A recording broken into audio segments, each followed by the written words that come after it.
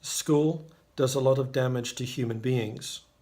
It makes them accept that they must forfeit their own desires and happiness and follow instructions of their teacher and later in life their boss. It sells them the lie that they must sacrifice happiness in the present and suffer now to achieve future happiness. Suffering, hard work, and being busy are glorified. After entering the workforce, the idea of sacrificing present happiness for future happiness continues and continues, and so for most, happiness never comes. Rather than equipping people with practical skills to make them self-sufficient and independent, the education system deliberately steers away from providing them with any meaningful, useful, practical life skills, so that at the end of the process, people are totally dependent on the state. Again, this is by design. I certainly didn't enjoy being at school in New Zealand. It was bad. But for kids in Japan and other Asian countries, it's far, far worse. Kids are forced to go to cram schools after school and have never-ending homework and club activities, even during school holidays. They have almost no free time to discover their passions or develop their talents or to socialize. It's just a never-ending boot camp of homework, study, exams, club activities, cram schools, pressure, and also bullying. It's just complete and utter insanity. As a consequence, child suicides in Japan are among the highest in the world, and also more and more kids are refusing to go to school. They just can't stand it anymore. Most Japanese are brainwashed, and so they see this as a failure on part of the parents. They never even stop to think that the problem may lie in the hell system that they have created. Thus, the parents of children who won't go to school are shamed and stigmatized as bad parents. It's just crazy, crazy, crazy. The irony is that the current system fails to see where the future is heading, and so is utterly failing to prepare students for it. No one can predict the future. However, there are clear trends that indicate that the future for today's elementary school kids will be very, very different from the world as it is in 2019.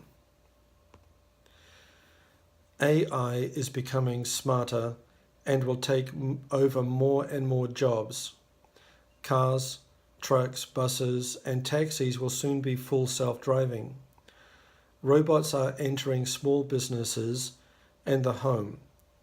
Shops will have no checkout counters and no staff. Customers will be monitored by smart cameras and automatically charged for what they take. Food will be prepared and served by robots in restaurants. There will not be many jobs left for humans. Many fear such a future. Our corporate culture is based on work. Work is good.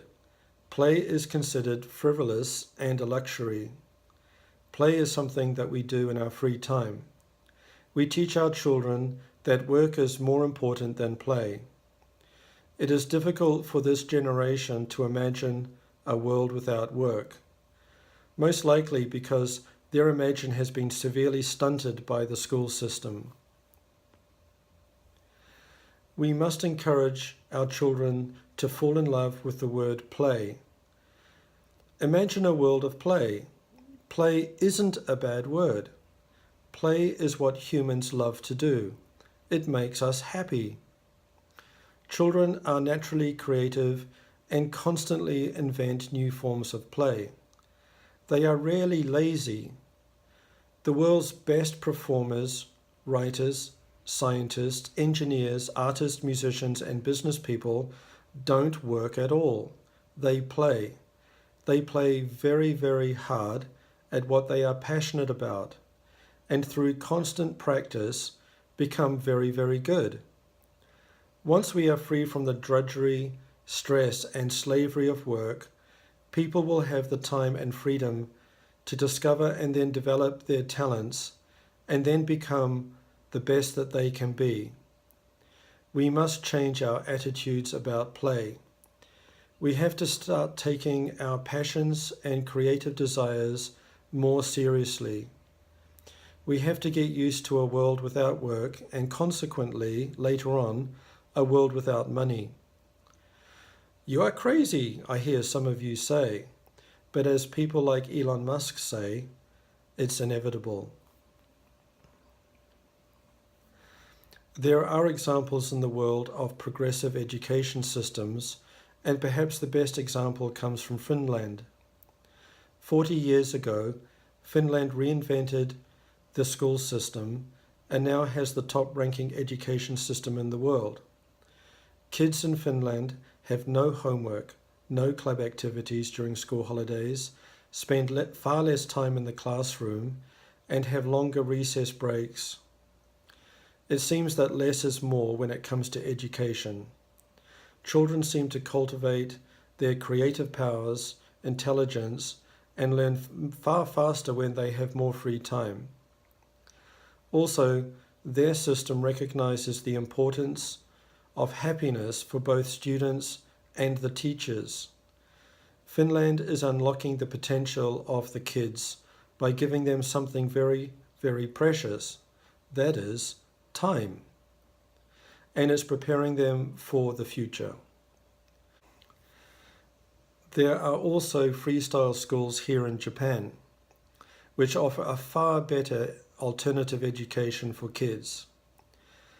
These schools allow the children free choice to direct their own education and offer encouragement and spark creativity.